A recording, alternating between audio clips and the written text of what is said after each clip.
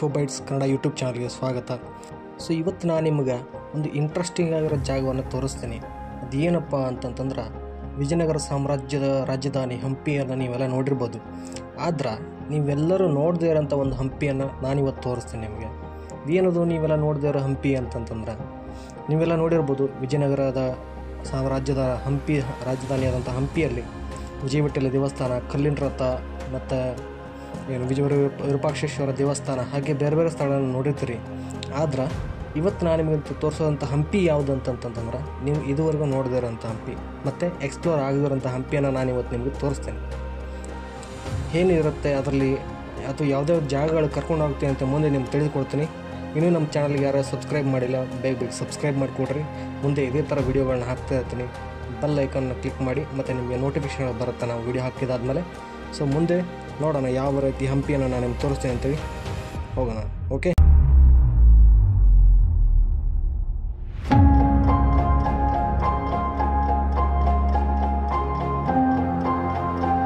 ನೀವೆಲ್ಲ ನೋಡಿರೋಂಥ ಹಂಪಿ ಯಾವುದು ಅಂತಂತಂದ್ರೆ, ಕಲ್ಲು ಬಂಡೆಗಳ ಮಧ್ಯೆ ಇರೋಂಥ ಹಂಪಿ, ಮತ್ತು ನದಿ ಪಕ್ಕದಲ್ಲಿರೋಂಥ ಹಂಪಿ, ಮತ್ತು ದೇವಸ್ಥಾನಗಳಿರುವಂಥ ಹಂಪಿ, ಮತ್ತು ಬೇರೆ ಬೇರೆ ಸ್ಥಳಗಳಿರುವಂಥ ಹಂಪಿ.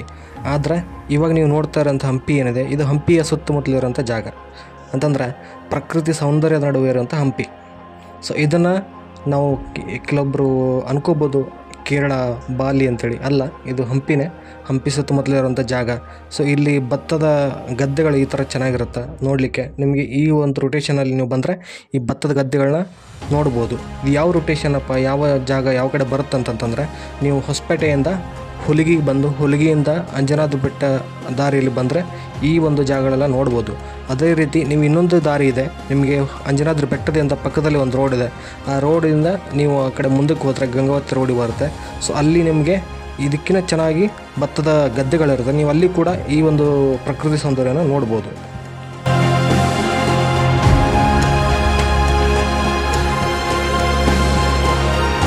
ನೋಡ್ರಿ ಏನು ಮಸ್ತ್ ಐತಿ ಭತ್ತದ ಹೊಲ. ಇದ್ಯಾವುದು ಬೇರೆ ರಾಜ್ಯ ಅಲ್ಲ, ನಮ್ಮ ಹಂಪಿನ. ಅದು ನೀವು ಯಾರು ಬಂದರೆ ಹಂಗಿಲ್ಲ, ಅದ್ರ ಚೆಂದ ನೋಡ್ರಿ. ಸೊ ಯಾರಾದರೂ ಬರಬೇಕು ಅಂತ ಅನ್ಸಿದ್ರೆ ಬರ್ರಿ. ಮಳೆಗಾಲದಾಗ ಬಂದರೆ ಇನ್ನೂ ಚಲೋ ಇರುತ್ತೆ, ಯಾಕೆಂತಂದ್ರೆ ಗ್ರೀನ್ರಿ ಸೀನ್ ಮಾತ್ರ ಸಖತ್ತಾಗಿರುತ್ತೆ.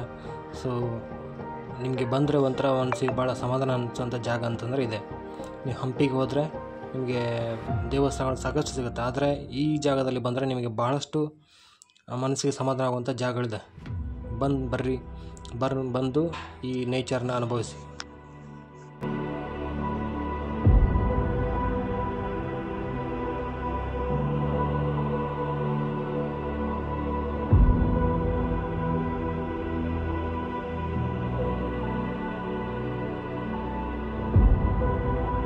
ಈ ಬೆಟ್ಟ ನೋಡ್ರಿ ಏನು ಮಸ್ತ್ ಐತಿ. ಇಂಥ ಜಾಗ ಯಾವುದೇ ಕಾರಣಕ್ಕೂ ಮಿಸ್ ಮಾಡ್ಕೊಬೇಡ್ರಿ. ಬೇಗ ಬರ್ರಿ, ಆದರೆ ಮಾನ್ಸೂನ್ ಟೈಮ್ನಲ್ಲಿ ಬರ್ರಿ.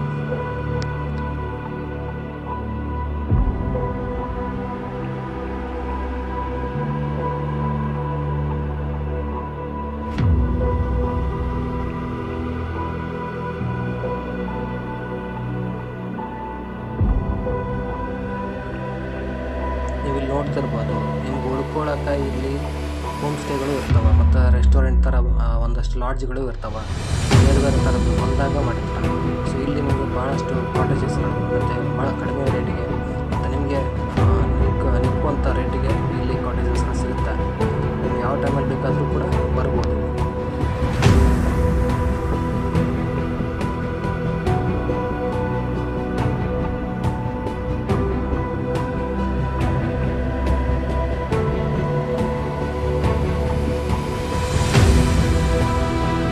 ಹೋಗ್ತಾರಂಥ ದಾರಿ ಪಕ್ಕದ ಒಂದು ಏರಿಯಾದಲ್ಲಿ ಸನಾಪುರ ಕೆರೆ ಐತಿ.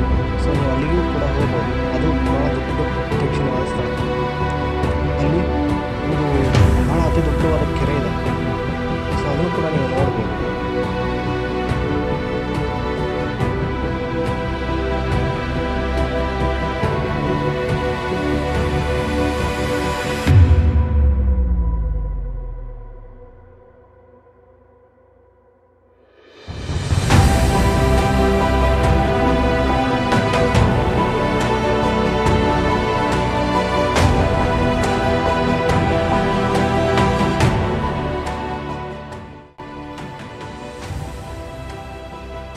ನೋಡ್ತಾ ಇರ್ಬೋದು ಅಲ್ಲಿ ದೂರದೊಳಗೆ ಅಂಜನಾದ್ರಿ ಬೆಟ್ಟ ಕಾಣಿಸತಿ.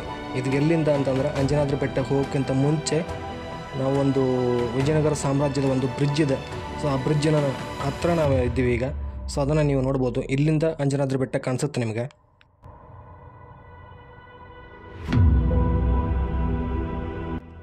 ಅವು ಎಲ್ಲಿ ಹೊಂಟಿವಿ ಅಂತಂತಂದ್ರೆ ನಿಮ್ಗಾಗಲೇ ಹೇಳಿದ್ದೆ ನಾನು ಇನ್ನೊಂದು ಸೈಡ್ ಹಂಪಿ ತೋರಿಸ್ತೀನಿ ಅಂತೇಳಿ.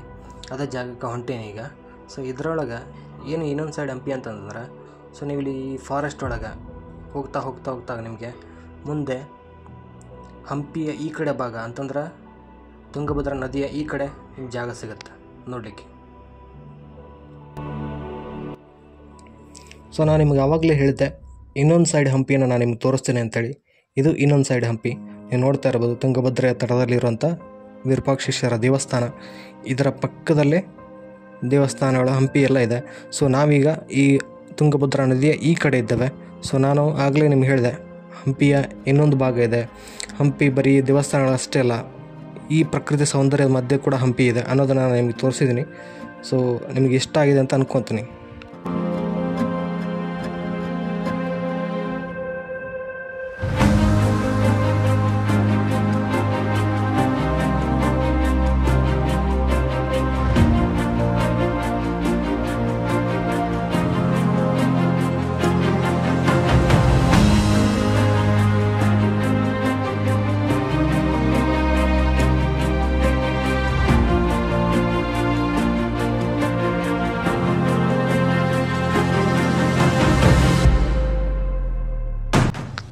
ಇಲ್ಲಿ ತುಂಗಭದ್ರಾ ನದಿಯಲ್ಲಿ ನಿಮಗೆ ಬೋಟಿಂಗ್ ವ್ಯವಸ್ಥೆ ಕೂಡ ಇದೆ. ಬೋಟಿಂಗ್ ಕೂಡ ನೀವು ಮಾಡ್ಬೋದು.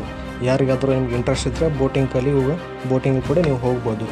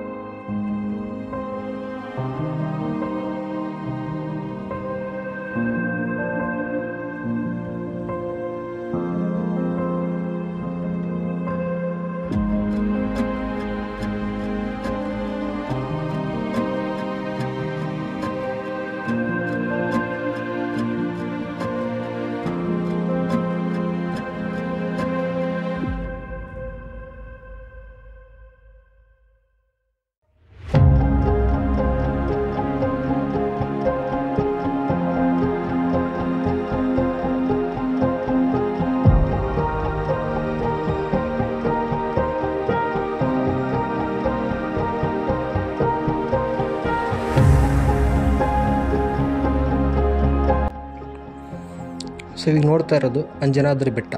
ಸೊ ಮೇಲಕ್ಕೆ ಕಾಣ್ತಾ ಇರೋದು ಅಂಜನಾದ್ರಿಯ ಹನುಮ ಹುಟ್ಟಿದ ಸ್ಥಳ. ಅಂಜನಾದ್ರಿ ಹಿಲ್ ಅಂತ ಕರಿತೀವಿ, ಕಿಷ್ಕಿಂಧೆ ಅಂತ ಕರಿತೀವಿ.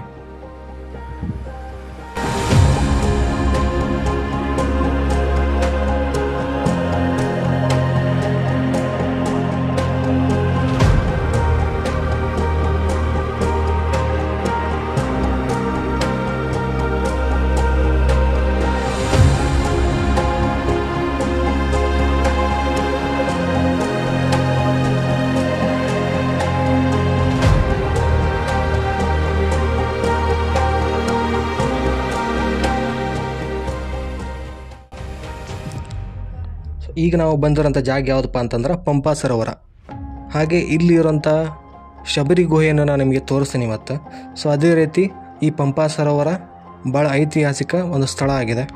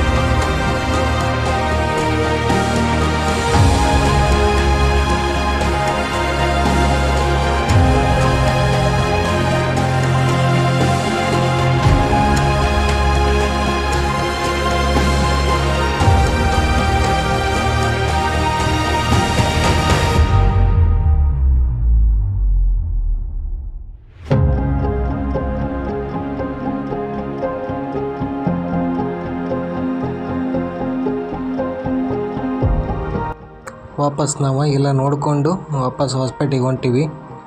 ಸೊ ನಿಮಗೆ ಯಾರ್ಯಾರಿಗೆ ಇಷ್ಟ ಆಯಿತು ಈ ಜಾಗ, ಸೊ ಎಲ್ಲರೂ ಬರ್ರಿ.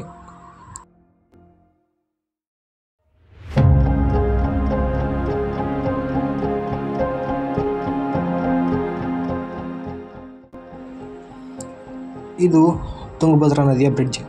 ಸೊ ಇಲ್ಲಿ ನಿಮಗೆ ಏನು ವಿಶೇಷತೆ ಅಂತಂತಂದ್ರೆ ಆಟರ್ಸ್ ಅಂದರೆ ಸೀಳುನಾಯಿ ಅಂತ ಏನು ಕರಿತೀವಿ, ಅದರ ಸಂರಕ್ಷಿತ ಪ್ರದೇಶ ಇದು.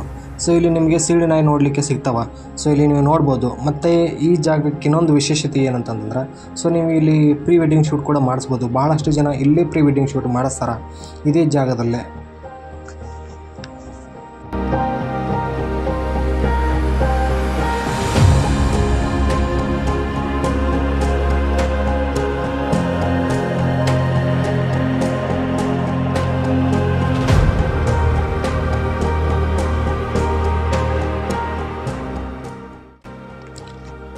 ಸೊ ಇವತ್ತು ಇಷ್ಟೆಲ್ಲ ನೋಡಿದ್ರಿ, ನಿಮಗೆ ವಿಡಿಯೋ ಇಷ್ಟ ಆಗಿದೆ ಅಂತ ಅಂದ್ಕೊತೀನಿ.